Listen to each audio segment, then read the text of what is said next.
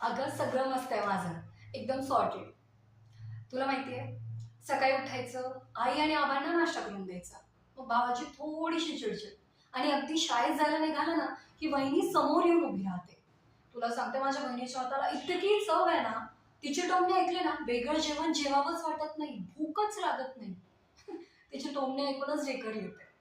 मग काय, शाळेत जायचं, लहान मुलांना एबीसीडी शिकवायचं. तुला एक गंमत माहिती आहे? मला ना लहान मुलांमध्ये राहून कळलं की लहान मुलं जे स्वप्न बघतात ना, ते त्या स्वप्नांवर आशा लावून बसत नाही.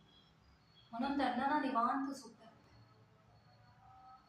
पण आपण मात्र ना झोपायलाच घाबरतो की आपण पाहिलेलं स्वप्न कधीतरी पूर्ण होईल, आणि जर झोपलो तर ते स्वप्न तुटेल आणि पडेल, या भीतीने ना आपल्याला झोपच लागत नाही. स्वप्न महाग झालंय ग. अगं मी ओके, मी ना हे सगळं सहन करू शकते. पण माझ्यासारख्या ना अशा कितीतरी मुली आहेत जे स्वीकारू शकत नाही. त्यांना ना शिक्षणाची ओढ आहे, पण त्यांच्याकडे ना शिकण्यासाठी पैसे नाही.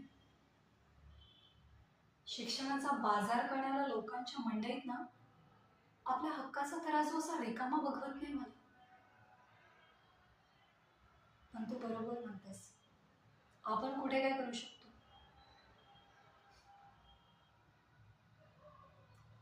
तुला माहितीये, मला ना माझ्या बाबांनी नीट आठवत नाही, त्यांच्या डायरीत ना एक वाक्य लिहिलं होतं. ते ना कायम माझ्या डोक्यात बसले की गुन्हेगार कुठला तरी गुन्हा करतो म्हणून समाज उद्ध्वस्त होत नाही, तर समाज उद्ध्वस्त होतो कारण आपल्यासारखे कॅपेबल माणसाला काहीच करत नाही.